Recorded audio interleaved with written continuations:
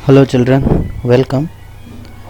तो अब हम हमारे लेसन का नेक्स्ट पार्ट जो है फूड प्रिजर्वेशन, उसको हम डिस्कस करेंगे। अभी तक हमने फूड स्पॉइलिंग के बारे में पढ़ा था कि फूड स्पॉइलिंग क्या होता है, उसे किस तरह से आइडेंटिफाई किया जाता है।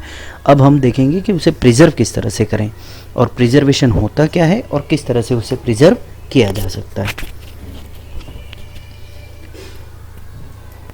तो सबसे पहले है हमारा फूड प्रिजर्वेशन।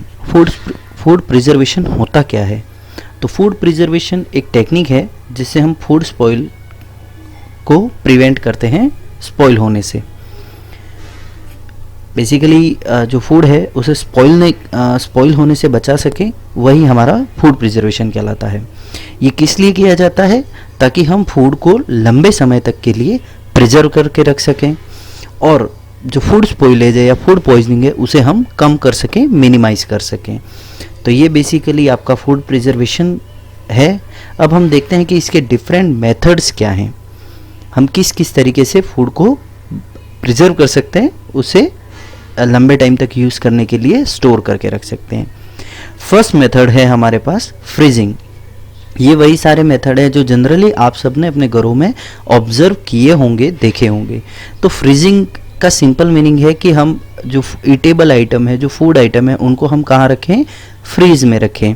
तो फ्रीज़र में क्या होगा कि वो कुछ टाइम तक के लिए या कुछ लंबे टाइम तक के लिए वो फ्रेश रहेंगे, वो स्पॉइल इजीली नहीं होंगे। तो जिस तरह से जनरली जो हमारे वेजिटेबल्स हैं उनको हम कहाँ रखते हैं? फ्रीज में रखते हैं। Next thing is we have is boiling. Boiling का मतलब कि हम किसी चीज़ को गर्म करके रखें। आप सब ने देखा होगा कि घर में जैसे दूध लाते हैं तो उस दूध को गर्म करके फिर उसे ठंडा किया जाता है और फिर उसे रेफ्रिजरेटर में रखा जाता है। डायरेक्टली भी आप उसे रेफ्रिजरेटर में लंबे टाइम तक के लिए नहीं रखते हैं, आप उसे बॉईल करके रखते हैं।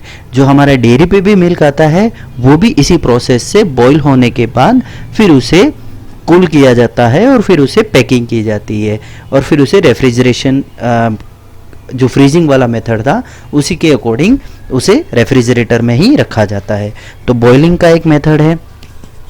नेक्स्ट मेथड है हमारे पास कैनिंग का। आप सब ने अपने घरों में देखा होगा कि जो ग्रेन्स हैं, पल्सेज हैं, है ना, उन सबको हम कैनिंग करके रखते हैं, मतलब कि जार में एयर टाइट जार में हम उसे स्टोर करके रखते हैं। ये इसलिए रखा जाता है क्योंकि जो एयर होती है उसके अंदर जो मॉइस्चर होती है, नमी होती है ना, उससे वो आपके ग्रेन्स जो हैं, पल्सेज हैं, वो स्पॉइल ना हो, उससे कांटेक्ट में आने के बाद स्पॉइल ना हो, इसलिए हम उन्हें एयर टाइट जार में स्टोर करके रखते हैं और इस टेक्निक को हम कैनिंग कहते हैं। नेक्स्ट टेक्निक जो है हमारे पास वो है ड्राइंग। ये भी आप सब ने अपने घरों में ऑब्जर्व किया होगा, जैसे ऑनियन, गार्लिक, पोटैटोज, इन सारी चीज़ों को एक ओपन एरिया में स्प्रेड करके रखा जाता है ताकि वो स्पॉइल ना हो। इनको हम रेफ्रिजरेटर में नहीं रखते। अपने शॉप्स पे भी देखा होगा कि ऑनियन, गार्लिक, ये सारी चीज़ें वो अलग से ही रखते हैं और ओपन रखते हैं ताकि उसको फ्रेश एयर मिलती रहे और वो स्पॉइल ना हो। तो ये हमारा मेथड था ड्राइंग का मेथड। अब हम कुछ इसके एग्जाम्पल देख लेते हैं। जैसे मिल्क है, मिल्क का हमने देख ही लिया था कि मिल्क को किस तरह से प्रिजर्व किया जाएगा। तो put it in a bowl and keep the bowl in a container with some water.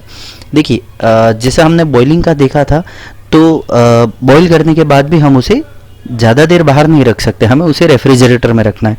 अगर रेफ्रिजरेटर नहीं है तो क्या किया जा सकता है? तो पहले क्या करते थे लोग कि उसे बॉईल करते थे, फिर उसे बाउल में रख के उस बाउल को हम पानी के एक कंटेनर में रख देते थे, क्योंकि उससे क्या होता था कि टेम्परेचर उसका जो है वो एक कम रहे और उसको जल्दी से वो स्पॉइल ना हो।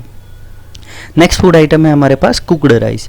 कुकड राइस जैसे आपके घर में जो राइस बनते हैं, तो जनरली हम क्या करते हैं कि हम उसे अगर वो बच जाते हैं, जैसे आप सब ने घर में सब लोगों ने अपना लंच कर लिया है, तो उसके बाद क्या होगा कि हम उसको एक कंटेनर में निकाल के और फिर उसे रेफ्रिजरेटर में रख देते हैं। तो हमारे पास एक और अल्टरनेट मेथड भी है कि हम उसे रैप कर दें एक डैम्प क्लॉथ के अंदर। डैम्प मतलब हल्का गीला कपड़ा, बिल्कुल मामूली गीला, और उसके अंदर उसे रैप करके और फिर हम उसे रख सकते हैं in case if you don't have refrigerator. Next thing, green coriander. या धनिया, जो हरा धनिया होता है ना, उसकी बात कर रहे हैं, तो उसको हम किस तरह से प्रिजर्व करके रख सकते हैं, तो उसे बॉईल करके भी हम बॉईल कर लेंगे, तो बॉईल होने से वो जो धनिया है वो स्पॉइल नहीं होगा। बॉईल करने के बाद उसे आप रख सकते हैं, और उसे भी आप डैम्प क्लॉथ में रैप करके रख सकते हैं, तो वो जल्दी से ख़राब नहीं होगा।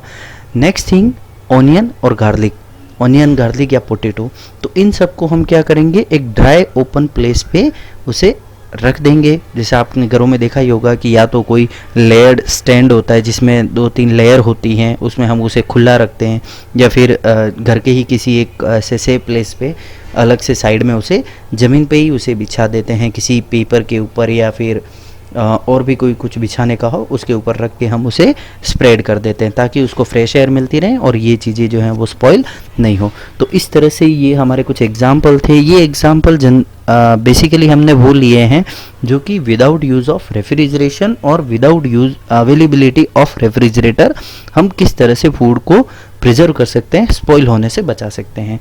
So that is all in your food preservation topic. आपके फूड प्रिजर्वेशन टॉपिक के लिए यही था। तो आपको ये मेथड लर्न करने हैं, यही आपका होमवर्क है। और ये जो फूड आइटम्स की प्रिजर्वेशन की जो लिस्ट है, ये जो टेबल है जो आपकी स्क्रीन पे अभी दिख रही है, आपको इसे अपनी नोटबुक में नोट डाउन करना है। एंड ऑल्सो आपको जो फूड प्रिजर्वेशन मैंने आपको समझाया था ये क्या होता है, इसे भी आपको अपनी नोटबुक में नोट डाउन करना है।